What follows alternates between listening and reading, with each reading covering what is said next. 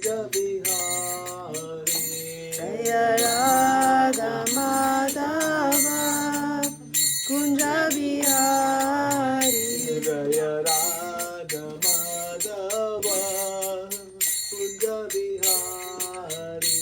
Jaya Radha Madhava Kunja Bihari. Jaya Gopi Jana Vallabha Girivardhari. Jaya Gopi Jana Vallabha Girivardhari. Jaya Gopi Jana Vallabha Girivardhari. Jaya Gopi Jana Vallabha Girivardhari. Yashodanandana Braja Jana Ranjana. Yashodanandana Braja Jana Ranjana. Yashodanandana Braja Jana Ranjana. Yashodanandana Braja Jana Ranjana. Yamuna Tira Vanachari. Yamuna Tira Vanachari. Yamuna Tira Vanachari. Yamuna Tira Vanachari. Jaya Radha Madhava Kunja Bihari. Jaya Radha Madhava Kunja Bihari. Jaya Radha Madhava Kunja Bihari. Jaya Radha Madhava Kunja Bihari. Jaya Gopi Jana Vallabha Girivardhari. Jaya Gopi Jana Vallabha Girivardhari. Yashodanandana Braja Jana Ranjana. Yashodanandana Braja Jana Ranjana. Yamuna Tira Vanachari. Yamuna Tira Vanachari. Jaya Radha Madhava Kunja Bihari. Jaya Radha Madhava Kunja Bihari. Krishna Hare Krishna Krishna Krishna Hare Hare Hare Rama Rama Rama Hare Hare. Hare Krishna Hare Krishna Krishna Krishna Hare Hare Hare Rama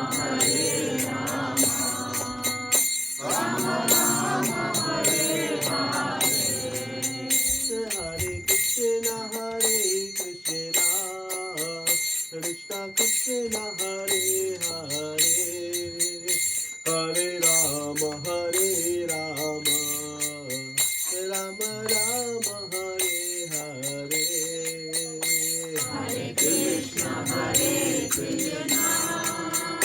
Krishna Krishna Hare Hare Hare Rama Rama Rama Hare Hare.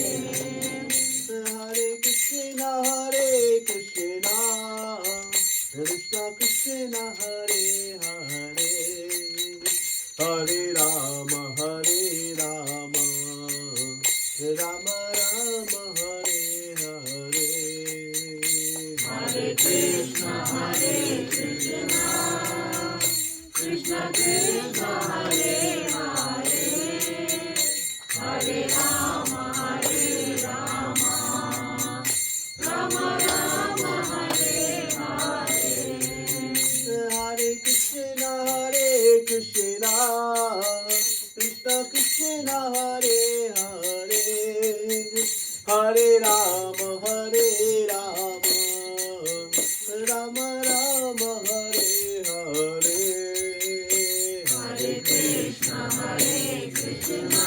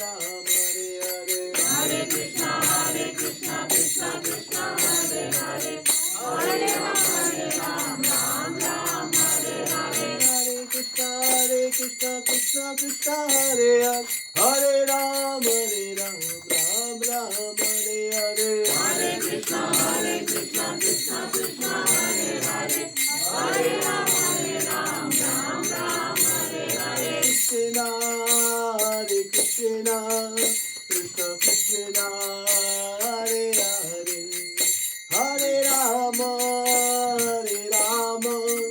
Rama Rama Hare Hare Hare Krishna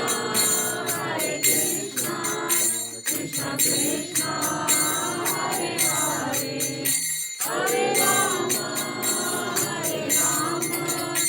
Rama Rama Hare Hare Jaya Radha Kunj Bihari Radha Kunj Bihari Radhe Jaya Radha Kunj Bihari Radha Kunj Bihari Radhe Jaya Radha Kunj Bihari Radha Kunj Bihari Radhe Jaya Radha Kunj Bihari Radha Kunj Bihari Radhe Jaya Jagannath Jaya Jagannath Jaya Haladeva Mai Subhaja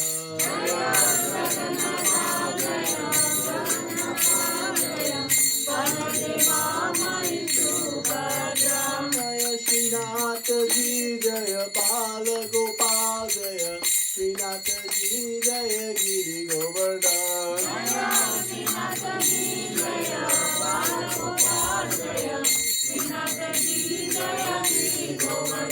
Jaya Gauranitai Jaya Gauranitai Jaya Gauranitai Jaya Gauranitai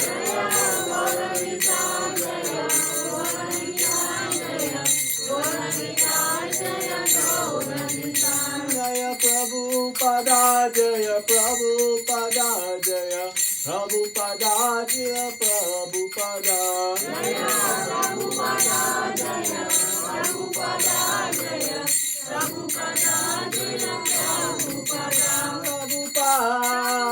Prabhupada Prabhupada Jaya Jaya Prabhupada Jaya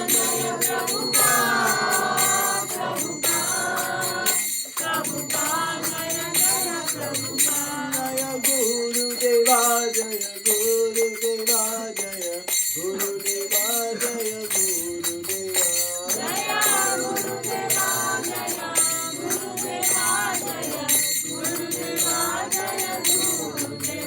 Nitai Gaura Hari Bo Hari Bo Hari Bo Nitai Gaura Hari Bo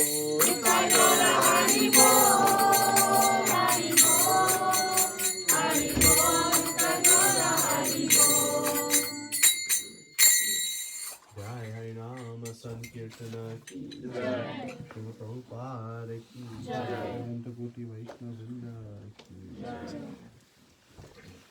Om Namo Bhagavate Vasudevaya Om Namo Bhagavate Vasudevaya Om Namo Bhagavate Vasudevaya Om Namo Bhagavate Vasudevaya Om Namo Bhagavate Vasudevaya Om Namo Bhagavate Vasudevaya. So we'll just chant an invocation prayer. For those of you who have Bhagavad Gita, we'll be on page 1 of Bhagavad Gita. You can follow along as you know.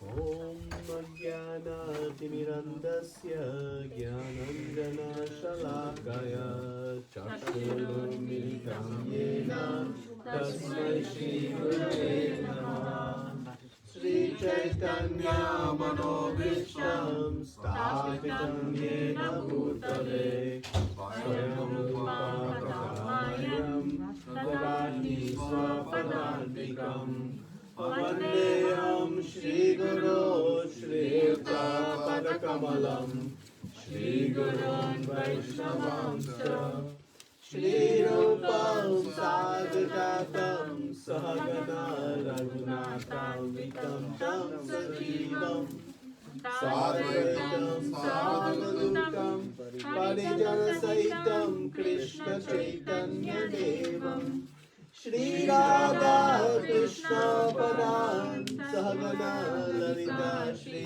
Vishakhanvitamscha Hey Krishna Karuna Sindhu Dinabandhu Jagapate Gopesha Gopika Kanta Radha Kanta Namostute Tata Kanchana Gaurangi Radhe Vrindavaneshwari Vrishabhanu Sute Devi Pranamami Hari Priye Pancha Kalpa Tarubhyascha Kripa Sindhu Bhavevacha Patitanam Pavanebhyo Vaishnavebhyo Namo Namaha Namo Vishnu Padaya Krishna Prasthaya Bhutale Srimate Bhakti Vedanta Swami Niti Namine Namaste Saraswate Deve Gauravani Pracharine Nirvishesha Shunyavadi Paschatya Deshatarine Jai Shri Krishna Chaitanya Prabhu Nityananda Shri Advaita Gadadhara Shri Vasadi Gaura Bhaktavinda Hare Krishna Krishna Krishna Hare Hare Hare Rama Rama Rama Hare Hare.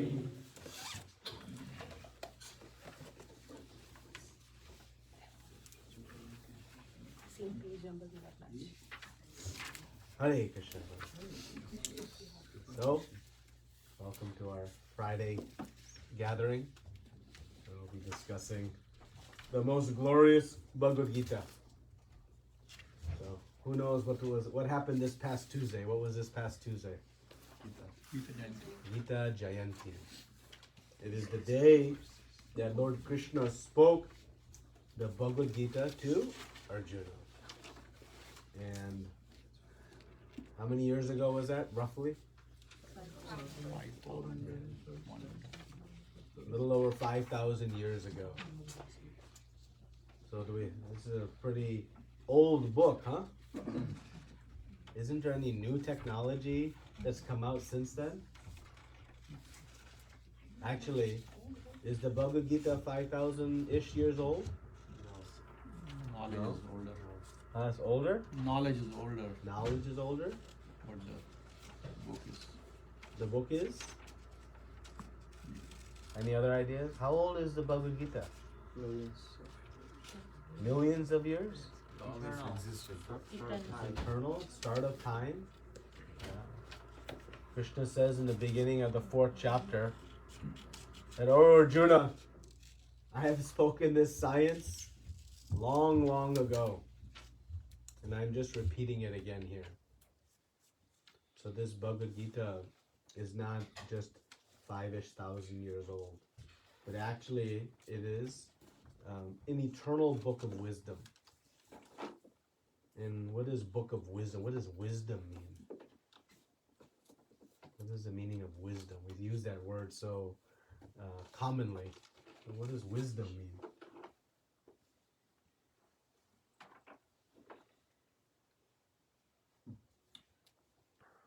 Nobody knows? You can guess. Intelligence. Huh? Ultimate. Intelligence. Intelligence? It's Yeah. the highest. Doing the right thing. Doing the right. Intelligence of doing, thinking right and doing right. Oh, I like that. Thinking right, but more importantly than thinking right, Doing right. doing right. You should have that intelligence. Yeah. How many of us think one thing and often do another? Just me? Everybody? So what happens January 1st? What do? We make all these resolutions, right? Of what I think I should do, I make a resolution to actually do. Right? And by how long does it take for the thinking to maybe continue, but the doing stops? By January 15th? First evening. Maybe the second of January. Maybe the 2nd of January. So, when we say it's a book of wisdom, it presents very practical knowledge that can be applied.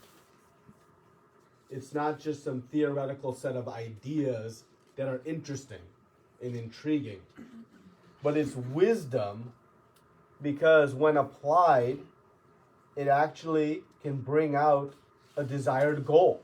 It can help us achieve what we want. That's what makes it wisdom. Knowledge. Because it's knowledge, but there's lots of knowledge out there, right?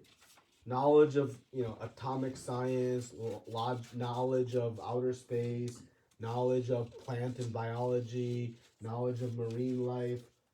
There's no shortage of knowledge out there. But the question is how and what knowledge helps us achieve our goal. And what is our ultimate goal, right?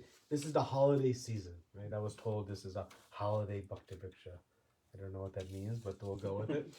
So, and you'll see on lights and everywhere, there's two words that are constantly present during this holiday season. Happy. Happiness and Merry Christmas. Merry Christmas. But they're always wishing two things: happiness and Celebration. not quite. I don't see that on a sign with lights in somebody's front lawn. Festival of Giving. Joy, happiness, and Happiness. contentment. What do we accompany with happiness? We want world Peace. peace and happiness. Right? There are others, but that's primarily we see, right? Yeah, joy. So that is joy and peace to the world. We see this, So, ironically, in this verse 17 that we're going to read today, Srila Prabhupada is talking about peace and happiness. So, chapter 14, 14, 17. page number 580, for those of you who have the Bhagavad Gita. So, again, 1417 is the verse number. So this knowledge that's contained within the Bhagavad Gita, it gives us the very practical, everybody's there? Okay. It gives us the very practical guide of how to find peace and happiness. Because last I checked, nobody woke up today thinking, today I want to be unhappy. It doesn't happen. Every day we are looking for peace and happiness. And this Bhagavad Gita is the exclusive path to finding it. I say exclusive because it is only through understanding our relationship with the Supreme Lord that one can actually find peace and happiness. We have tried to find it from so many other means for millions of lifetimes, not only this lifetime. But even if we analyze in this life, we analyze in the last 30 days, how many different ways in which we attempted to find some happiness, some enjoyment, some peace. And we know through all those attempts, even when the attempt was successful, the end goal was not achieved. Full satisfaction. So until we approach the wisdom contained within the Bhagavad Gita, this desired peace and happiness will remain elusive. It will escape us. And so we're very fortunate by the mercy of Srila Prabhupada and our Guru Parampara that they have presented this Bhagavad Gita in such an understandable and digestible way. So that this ancient science, though it's, comes from millions of years old, they've made it understandable to us in today's context, in today's circumstance, in today's situation. And thus it becomes very practical and very applicable. Because thinking is one thing, but doing is what generates results. But we have to start thinking first, so we'll focus on thinking today, and we'll leave here hopefully with the inspiration to do as we walk out today. Okay? Sound good? Good plan? Mm-hmm. All right. Who wants to read the 17th verse? You can read just the English if you like, or if you want to try the Sanskrit, that's also great. But you can read either the translation or the verse itself. And then we'll take turns reading some of the purport and discuss. Sattvat sanjayate jnanam rajaso loba eva cha pramada moha tamaso bhavato jnanam eva cha. From the mode of goodness, the real knowledge develops. From the mode of passion, greed develops. And from the mode of ignorance, develop foolishness, madness, and illusion. Okay, purport? Since the presence realization is not very congenial to the living entities, Krishna consciousness is recommended. Through Krishna consciousness, society will develop the mode of goodness. When the mode of goodness is developed, people will see things as they are. In the mode of ignorance, people are just like animals and cannot see things clearly. In the mode of ignorance, for example, they do not see that by killing one animal, they are taking a chance of being killed by the same animal in the next life. Because people have no education in actual knowledge, they become irresponsible. To stop this irresponsibility, education for developing the mode of goodness of the people in general must be there. When they are actually educated in the mode of goodness, they will become sober, in full knowledge of things as they are. Then people will be happy and prosperous. Even if the majority of the people aren't happy and prosperous, if a certain percentage of the population develops Krishna consciousness and becomes situated in the mode of goodness, then there is the possibility for peace and prosperity all over the world. Otherwise, if the world is devoted to the mode of passion and ignorance, there can be no peace or prosperity. In the mode of passion, people become greedy and their hankering for sense enjoyment has no limit. One can see that even if no one has enough money, an adequate arrangement for sense gratification, there is neither happiness nor peace of mind. That is not possible because one is situated in the mode of passion. If one wants happiness at all, his money will not help him. He has to elevate himself to the mode of goodness by practicing Krishna consciousness. One engaged in the mode of passion is not only mentally unhappy, but his profession and occupation are also troublesome. He has to devise so many plans and schemes to acquire enough money to maintain his status quo. This is all miserable. In the mode of ignorance, people become mad. Being distressed by the circumstances, they take shelter of intoxication, and thus they sink further into ignorance. Their future in life is very dark. Wow. Srila Prabhupada doesn't sugarcoat it at all, but that is for our benefit. Because, you know, the reality is spoken here by Srila Prabhupada. So, you know, we said everybody wants peace, right? So when will we find peace? By what sort of criteria must be met in order to have peace? Peace of mind, at least. Not necessarily world peace. But when will we be peaceful? When we develop Krishna consciousness with mode of goodness. Okay.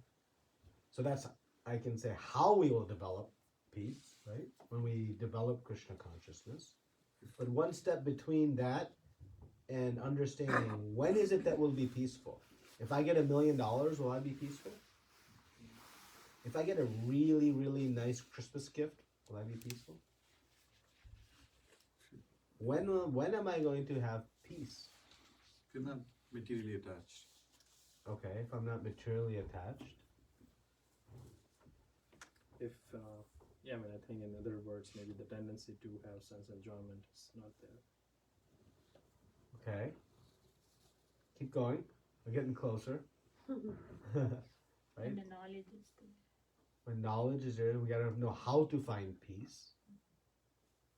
But the characteristic of someone who has peace means they have no more Desires. They have no more desires. Meaning their desires have been met, fulfilled. Right? That is when we are peaceful. When my desires have been met and fulfilled. Right? What's that? It never happens. Wow. But it never happens. Right? Or your needs or cravings Yes. are limited. You don't have that craving or the greed or that you are content. Yes. Once you reach the contentment, then you reach the peace. Yes, once you have no more hankerings, You're content with life. right? No more, I wish, I want, I have this, right? So when that is met, you'll find peace. That is the definition of peace of mind. Is that when all the things that you desire, you have. Right? So now we can go take that step further with this mode of passion. We talk about greed, right?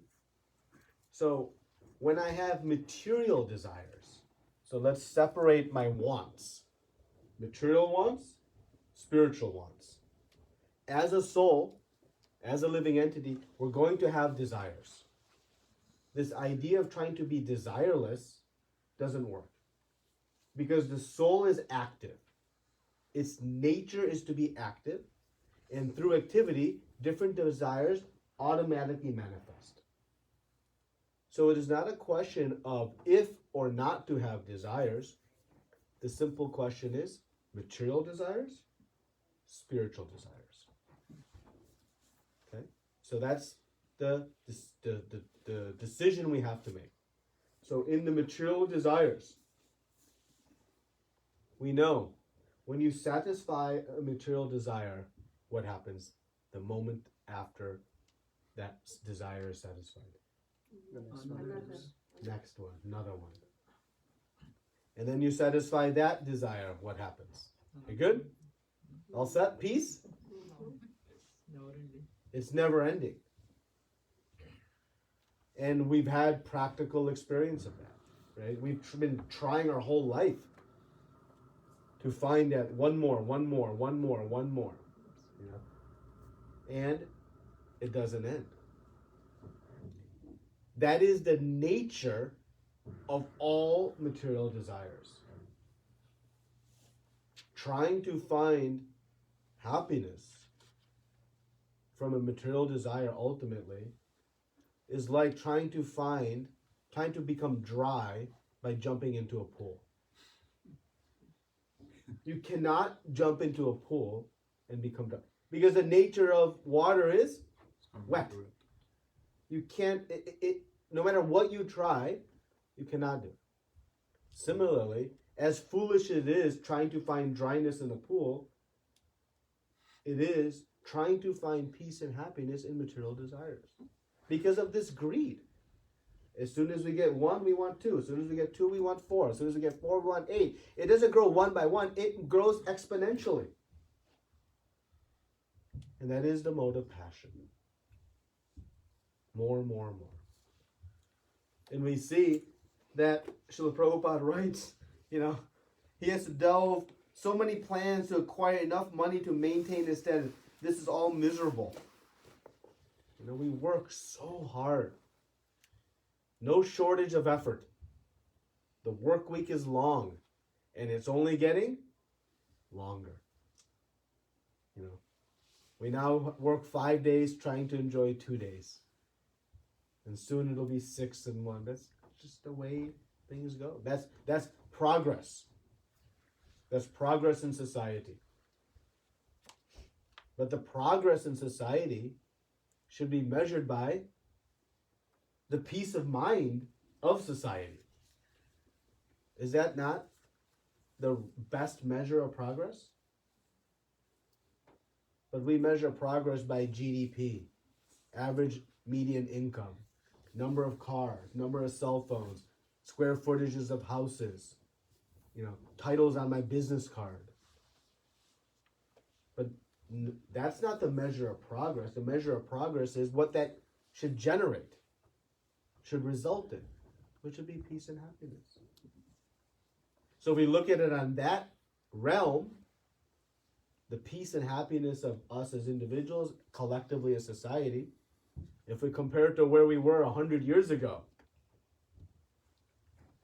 is there more or less peace of mind today or 100 years ago? Today is less. So then, have we really progressed? Yeah, medical science has progressed. Information technology has progressed. Safety of vehicles has progressed for those in the auto industry. safety of homes and forecasting of natural disturbances and radar. All these things have progressed, but we as individuals have not. And where is the flaw? Where has been the issue? It is trying to find it through more material desires. That is why. So Srila Prabhupada says, in order to find this real peace and happiness, what is the key? As he said earlier, Krishna consciousness. Krishna consciousness. Krishna consciousness. Becoming conscious, aware, having knowledge of my relationship with the Supreme Lord. That is the only means to find this peace and happiness that we aspire for. It's the only means. Srila Prabhupada writes in the beginning of this purport, in the mode of ignorance, people are just like animals. Now, at first blush, that seems like a pretty aggressive statement. Right? Srila Prabhupada was once touring MIT University, one of the world's renowned universities. And they were showing him, the different departments, the physics department, the engineering department, mathematics, languages, history. And he said, this is all great, but where is the soul department? Where are you teaching your students about the spirit soul? And his tour guys are there's no department. Because at the end of the day, this great, great institution of knowledge is teaching its students how to advance in eating, sleeping, mating, and defending. These 4 things. Eating, sleeping, mating, and defending. Yes, we may try to do it with more advancement. But what else is being taught? Whatever field of study, it is there to advance these 4 things. And these 4 activities are common in humans and in animals. But if our only endeavor in life is simply how to eat, sleep, mate, and defend, are we any different? So when Srila Prabhupada makes this, it's factual. Yes, it sounds a little rough around the edges, but actually it's perfectly descriptive.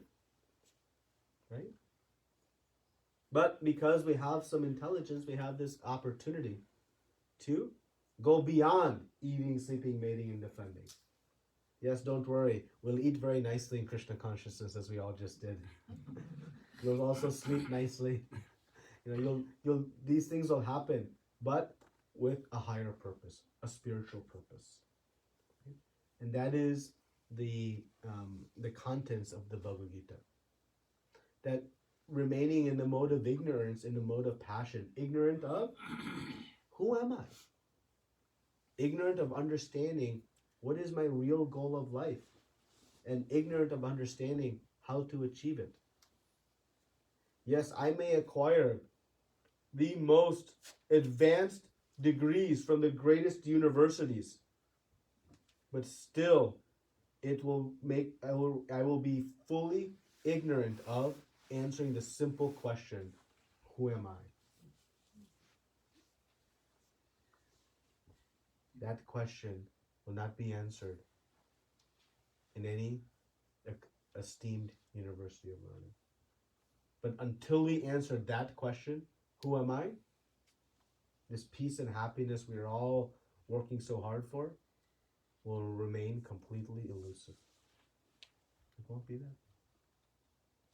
So, in 700 verses of this Bhagavad Gita,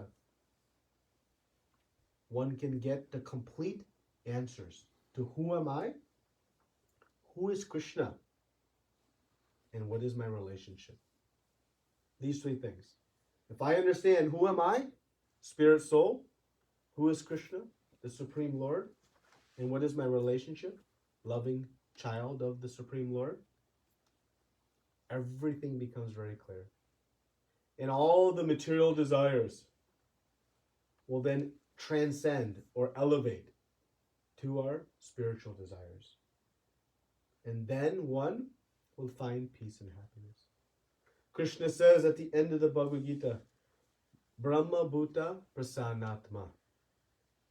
He says, when one realizes I'm spirit soul, immediately Prasanatma, fully joyful. Yes, we're looking at peace and joy to the world. How peace and joy to the world will happen? Krishna says, must realize Brahma Bhuta, that I am spirit soul. And when I realize I'm spirit soul, what happens? Na shotati na kankshati. No hankerings. No more I wish. No more hankerings manifest. And no more lamentations. No disappointments. Everything is perfect. These two things manifest. Brahma Bhuta Prasanatma. You cannot become Prasanatma unless you have Nashotati Nakankshati. Unless you have no more lamentations and no more hankerings. Otherwise you'll not be fully joyful. Then Sama Sarveshu Bhuteshu. One becomes loving to all. One is not just looking out for their own peace and happiness, but actually one becomes the well-wisher of all. That is world peace that we all aspire for. From there, Mad Bhaktim Labate Param. Then one can take to the process of bhakti. So how to become totally free of these hankerings and lamentations? Krishna gives the exact formula. One must realize the self. And realizing the self means ultimately to become the devotee of the Supreme Lord. Manmana bhava bhakto. That you think of me, you become my devotee. Everything will be okay. That is how you're going to find peace and happiness. And so this process of purification, we talk about this word purification a lot. What does it really mean? It means to elevate our material desires to spiritual desires. Because the material desires, we know, are going to continue to contaminate the consciousness. Contaminate in the sense, it will lead to the unsettling of the mind, the lack of peace, the continuation of lamenting and hankering. No matter how much you give, trying to satisfy those desires with material activities is like trying to extinguish a fire by pouring fuel on it. No matter how much fuel you pour, you'll simply you'll help the fire burn stronger. And so the purification that we look for means specifically this, to bring to a higher platform. Because again, desires are good, but we need to have the right desires. Right? And so this is the process of Krishna consciousness. And in this verse specifically, coming to the higher modes, the modes of goodness. And ultimately Krishna now is going to speak, not in the 18th verse, but the 19th verse starting, how to come to this higher platform. Right? Because he says in the next verse, those situated in the mode of goodness gradually go upward to the higher planets. Those in the mode of passion live on earthly planets. And those in the abominable modes of ignorance go down to the hellish worlds. So this is the practical results. This is the practical results of our activities in these different modes. So by the process of Krishna consciousness, we can make progress. And what is the best, most potent means for practicing Krishna consciousness? Chanting. Harinam, Harinam, Harinam, Eva Kevalam, Kalo, Nashteva, Nashteva, Nashteva, Gatirnyata. In this age of Kali, there is no other way, there is no other way, there is no other way than Chanting of the holy names, chanting of the holy names, chanting of the holy names. This is the most powerful means. And you can see how eager Krishna is to see all of us succeed in this quest. It doesn't require arduous austerity. No needing to sit outside in the cold rain, in a meditative state, tolerating the nature. No need to, fast the body and put it through strenuous exercises. No need to acquire great wealth to then perform elaborate yagyas. No need to acquire, huge encyclopedic volume knowledge of Sanskrit and these different verses. Just simply chanting the holy names of the Lord. Hare Krishna, Krishna Krishna, Hare Hare. Hare Rama, Rama Rama, Hare Hare. But even in that we find difficulty. We find difficulty. I don't have time to chant. As I always say, it is not time we lack. What is it that we lack? Taste. We lack taste.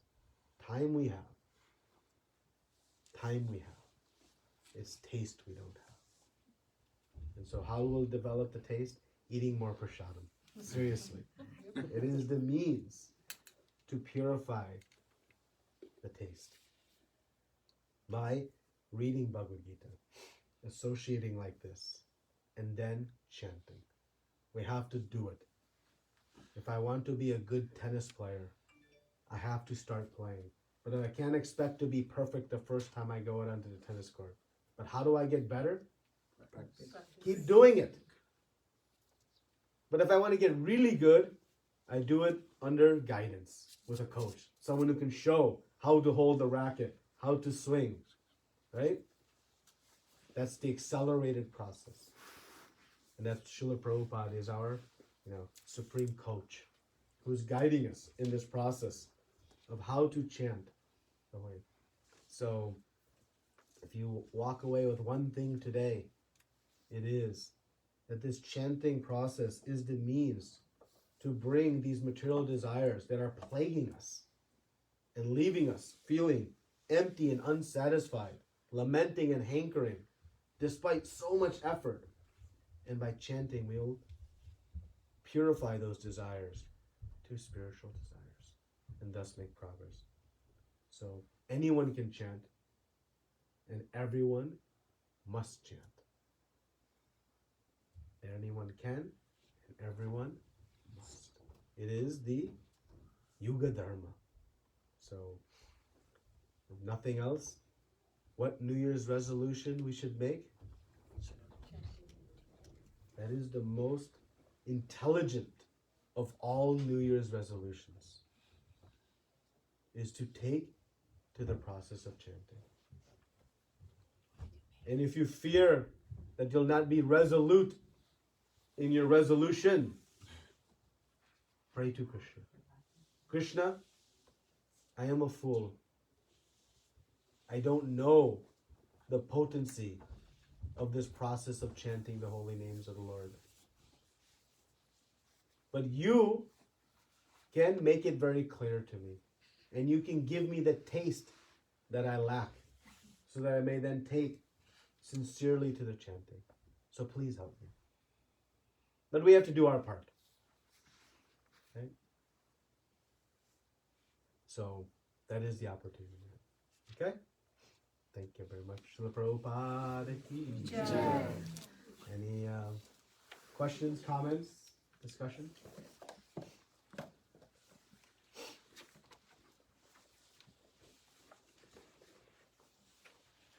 I had a question. Yes, Prabhu.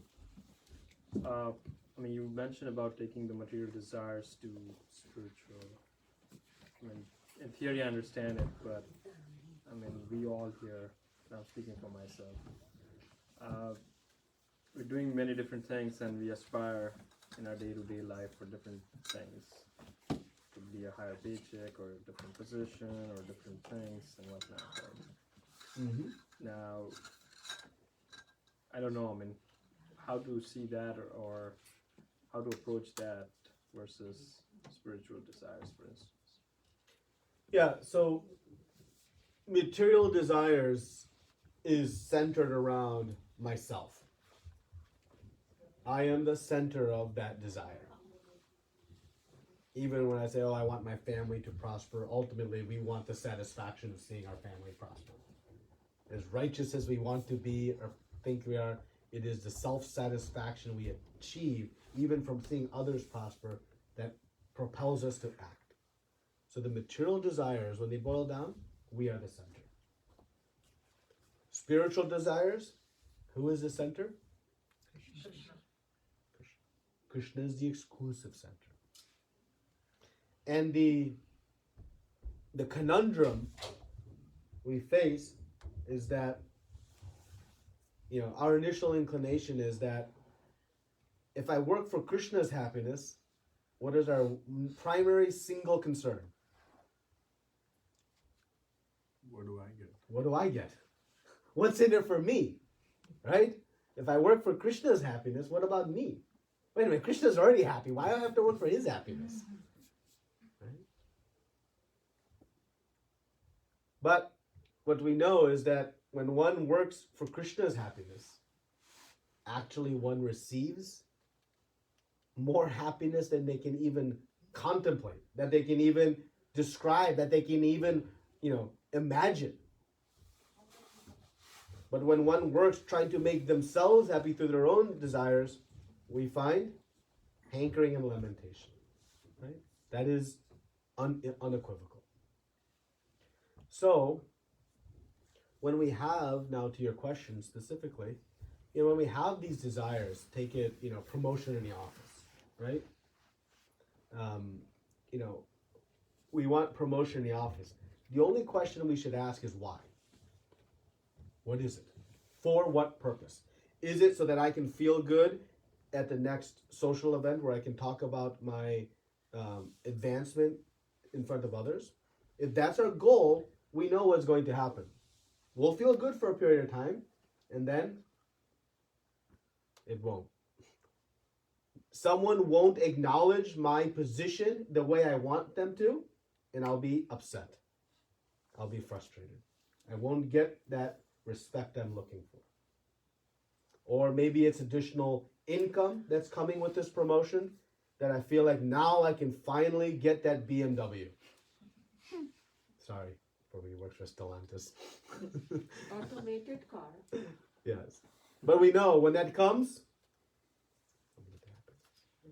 so aspiring for that promotion is good if the end goal is righteous. Now, aspiring for that promotion so that I can enhance and increase my ability to serve Krishna. Now, when that promotion comes, and my goal is to use the facilities from that in service to Krishna, actually I'll find my goal satisfied, which is ultimately some sense of accomplishment, peace, and happiness. So you can find virtually all, I won't say all, but most of our material desires with a slight shift in consciousness from I to Krishna. Same goal, achieves success. We have, many of us are parents here, and we want to, educate our children, right? And give them the best education. But if we're educating our children to give them the best MIT education, to eat nicely, sleep nicely, mate nicely, and defend nicely, aren't we setting them up for the same experience we've had? Which is lamentation and hankering. So what's the best approach? Educate. Get them to the best of their ability. And bring Krishna into the center of their goal. And thus, they can achieve great things. So, when we bring Krishna into the center of all of these goals, then we'll find this happiness and peace. So it's not that, okay, coming to Krishna consciousness, I'm gonna put my feet up in the office and I'm just not gonna try and I'm gonna show up late and I don't care what the boss says in my annual review. Who cares? No, that's foolishness. That's foolishness. No, Krishna says we should work very hard. He tells Arjuna in the 11th chapter, you be an instrument of my plan, but you be a skilled instrument. He calls him, O Savya Sachin. Savya Sachin means Arjuna could shoot arrows both left-handed and right-handed. Very skilled. So we should become very skilled in whatever it is that we do.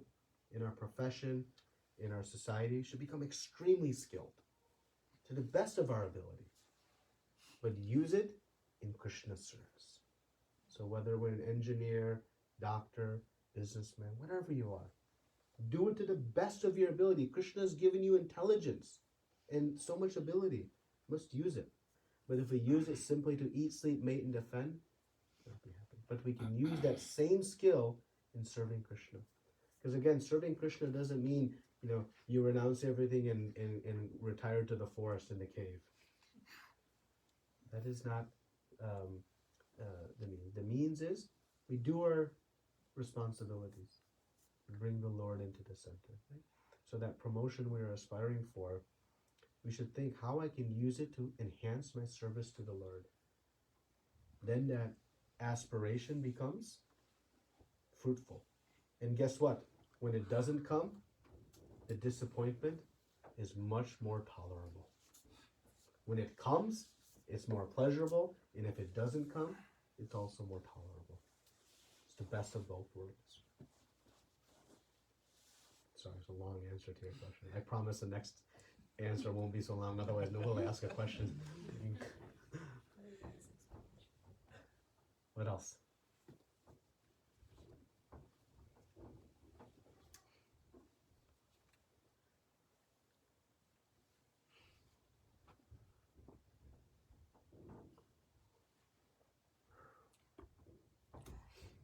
So, Prabhuji, in this verse we talked about mode of ignorance, mode of passion. Unfortunately, like a lot of people doesn't even realize that we are in mode of ignorance. So what are some of the things that we could do to assess ourselves, like where we are? Later in the Bhagavad Gita, Krishna is going to talk about,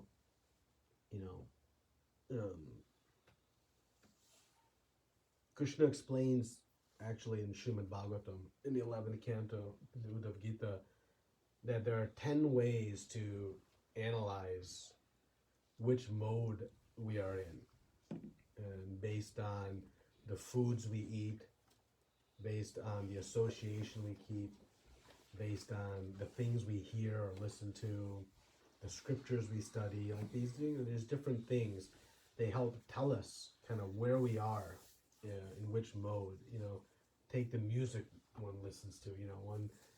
Some people are listening to very classical and sort of good lyrics music. That's in the mode of goodness, and then we have this music that's a little bit energy and rah, rah, rah. That's in the mode of passion, and then you have this very dark and kind of sinister, that's in the mode of ignorance. It's just an example. So we can evaluate the times of day in which we are active. The morning time is the mode of goodness. The midday time is the mode of passion, and the night time is mode of ignorance. Right? So where am I most active? I can help define it. But ultimately, we know that we want to get beyond even the mode of goodness, because the mode of goodness ultimately will not get us to our end result. It's a stepping stone. Just like when a plane gets onto the runway. Reaching the runway is not the end goal for the plane. That's the beginning point for it to elevate, to take off. Similarly, coming to the mode of goodness is the point from which we can then elevate to spiritual life. So coming to the runway, coming to mode of goodness is not the end, it is the beginning. Right? So more importantly, we can think, how I can add Krishna consciousness into my daily life. Chanting daily, reading, coming for bhakti bhakti vriksha, going to the temple, rendering service, honoring prasadam, the ABCDs, association books, chanting diet. More of that I do, the more I'm, increasing my spiritual life, and by nature, decreasing one. I have a fixed amount of time. Okay? Thank you. Any other comments are also welcome. Yes, I had please. another question. Yeah. So, going further from what Prabhuji asked, Yeah. the ignorance, and we have a lot of ignorance. So many things we don't know. Trying to get better, Yeah. but then there are some people who are like, we live in the Kali Yuga, and Yep. there is like in the whole world there is so much ignorance, not just us. Yes. So like we go out there and we come across people who are Yeah. doing things which we are like, hey, you should not be doing this. Right. And sometimes they don't know they are doing it wrong, or Yep. they sometimes you get cheated, or you get scammed. Yep. So so how can we, that's not under our control, obviously. So Yeah. how can we deal with certain, trying to, that's just maybe an odd question to ask. Yeah, no, it's a fair question. So let us remember that the soul, we're all spirit soul. And one of the components of the soul is chit, which means knowledge. So full knowledge resides within all of us. The spirit soul is all knowing. It has all knowledge. But it is simply being covered by illusion, by mind. And thus, we've acquired all of these other sort of shortcomings. Right? So when we see others in the world, we know within they're a pure spirit soul. The only difference between me and them is the level of ignorance, level of influence by Maya. Right? So our goal can be then how we can get them a little bit closer to their original chit potency of knowing. And that's based on time, place, and circumstance. Right? Some ways there may be nothing we can do. And we simply, keep distance. But we should not become disturbed by it. We should remain compassionate, thinking how we can help, but we should not become disturbed. Because we know it's a reality, it's a function of the material world. That this chit potency, this knowledge is going to be covered by this illusory energy and become through the contamination of everything we enact in the world. So it's a reality, and through compassion we find ways to engage them in some spiritual work. Somehow. Maybe it's simply giving them a cookie that's been offered to Krishna. That's engaging them in spiritual work. That will bring them one step closer to coming out of ignorance. Maybe they're not ready yet to take a Bhagavad Gita, or chant the holy names of the Lord, or come to a Bhakti Vriksha. Okay. Everybody's ready to eat a cookie, are they not? Mm-hmm. I am. So I'm speaking in a little bit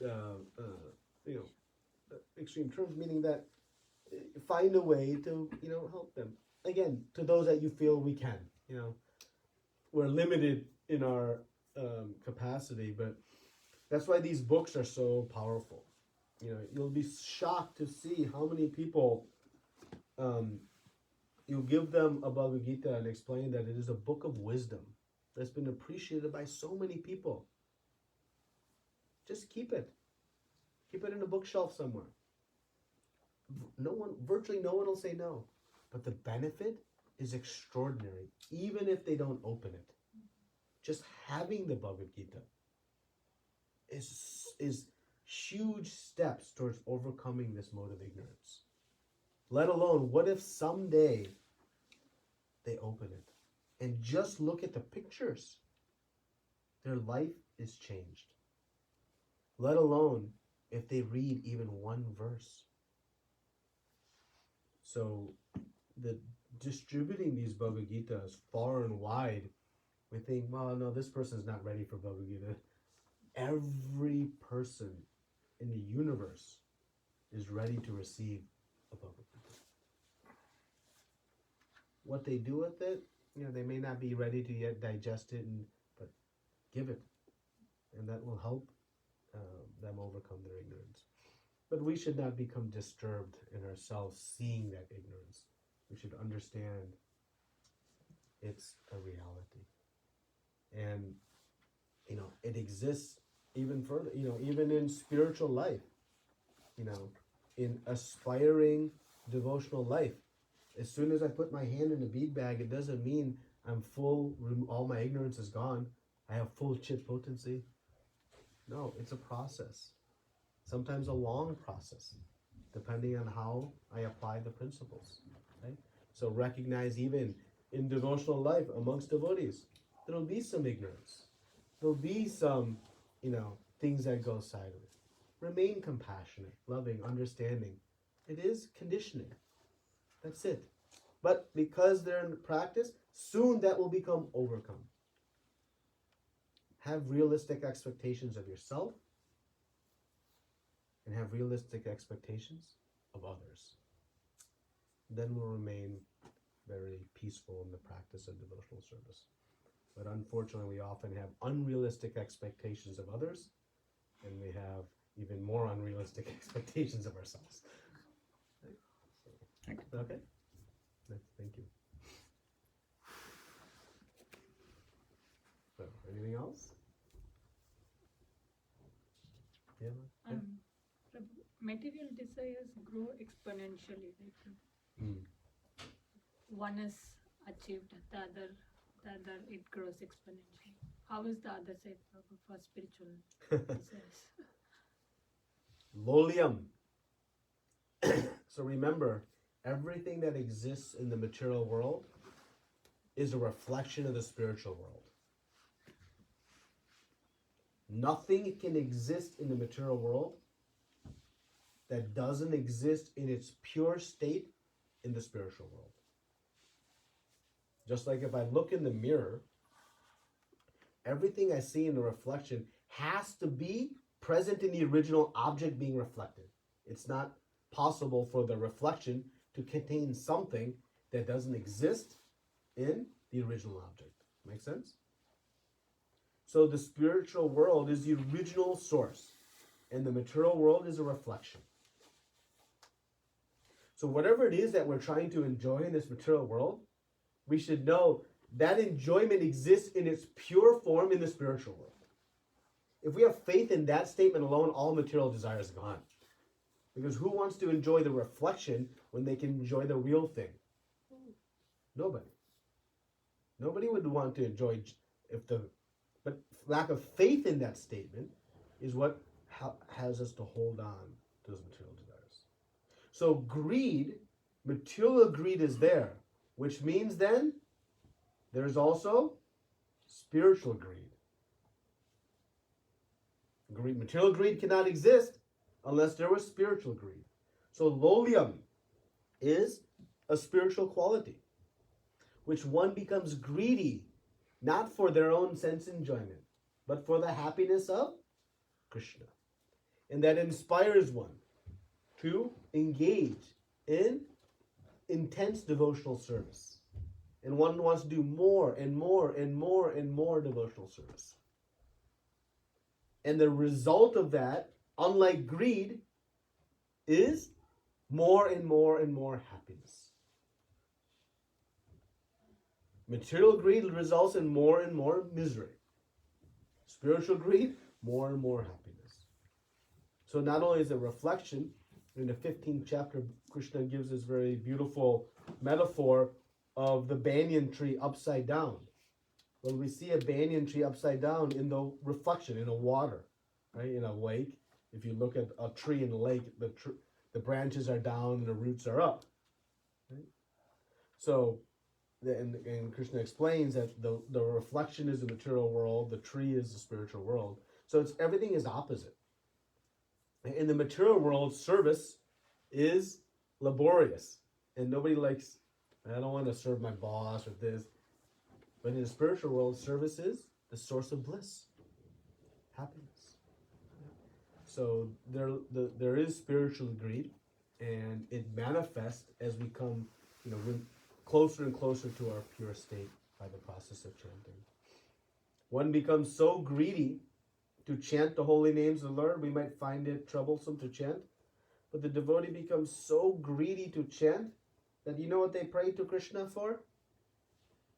One tongue is not enough to chant the holy names. I want millions of tongues so that I can chant your names.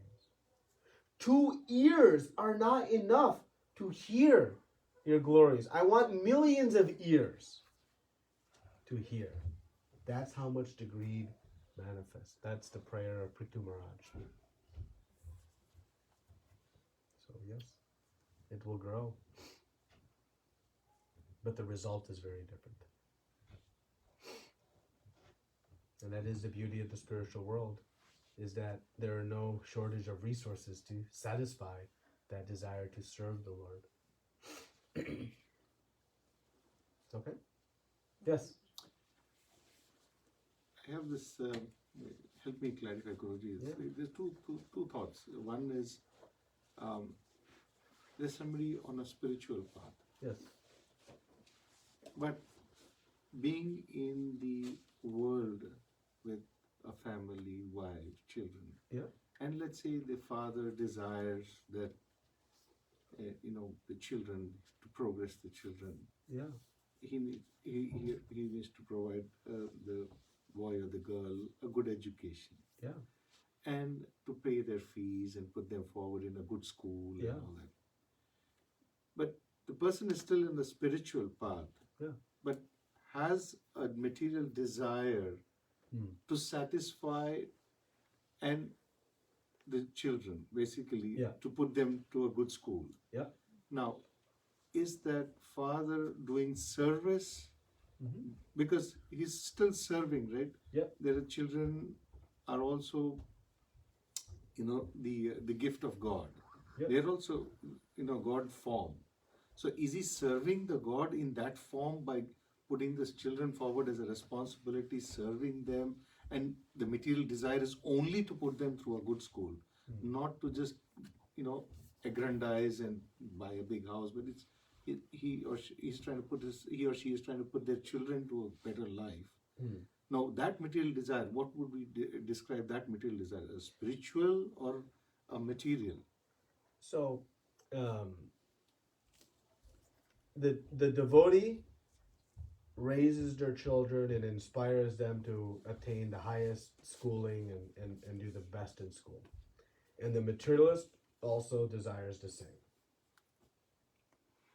Just as the materialist goes to the office and the devotee goes to the office. The devotee parent also wants their children to get the best of education, and so does the materialist. But the difference is, the devotee wants their child to get the best of education, not so that they can enjoy their senses to the fullest, but so that they can help to propagate Krishna consciousness to the fullest.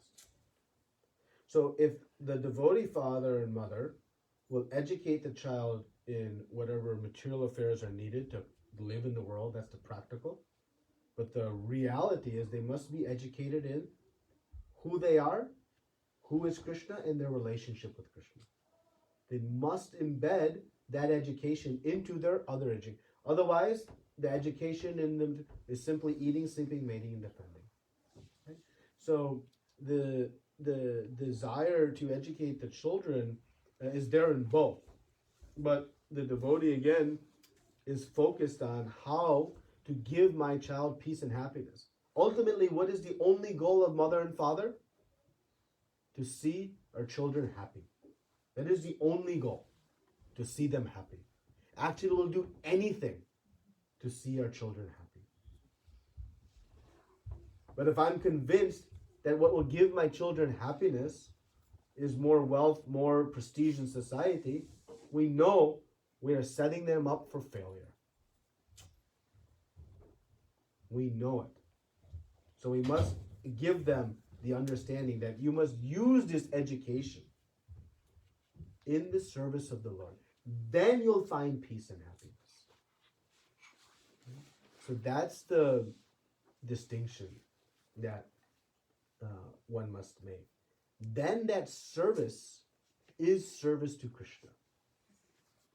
But until there is the connection with our Supreme Father, it's not service. So that is the important understanding, and that's why you see, if you look in the all around, I mean, you see devotee children going to the best universities in the world. See them all the time. And what do they do when they go there? They open up bhakti yoga clubs, and they begin to help spread Krishna consciousness, because they understand that yes, this education is critical, it's important, but only in context of Krishna consciousness. See, all of our material desires are like a bunch of zeros. If you have 5 zeros or 10 zeros, it's all zero. But if you put a 1 in front of those zeros, then it has meaning. That 1 is Krishna. When you put Krishna in front of all of our things, then it has meaning. So if we really love our children, yes, we help them build zeros, but without putting Krishna in front of it, it has no meaning. No meaning. So that is our responsibility, and that is the ultimate service to Krishna, because these children are children of Krishna. We are the intermediary. We are the temporary. I hate to say it, but I always tell, I always think of this. Who was my father 100 years ago? Not my father today. Who is my father 100 years from now? Not my father. But I have one eternal father. And that is Krishna. So our service to children is to help connect them back to their eternal father. And that is the ultimate service to them and to Krishna. And Krishna says at the end of Bhagavad Gita, one who does this is very dear to me, and one will never be more dear to me than one who shares this. So that is our responsibility as mother and father. And it's a great responsibility. Actually, it is an obligation. It says one should not even become mother and father unless they can deliver their children. Just as one should not become guru unless they can deliver their disciples. That's from Srimad Bhagavatam. Yeah, nice question, thank you.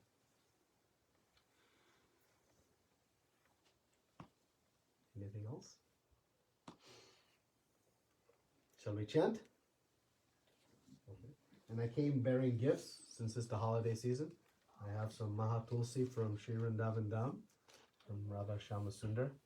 It's the best gift I know to give. It's the most valuable. I don't think you can find this on Amazon Prime. I consider it more valuable if it's not on Amazon. So, thank you, Raj. Srila Prabhupada ki jai. Bhagavati Vaishnavrinda ki jai. So now we'll chant the holy names of the Lord.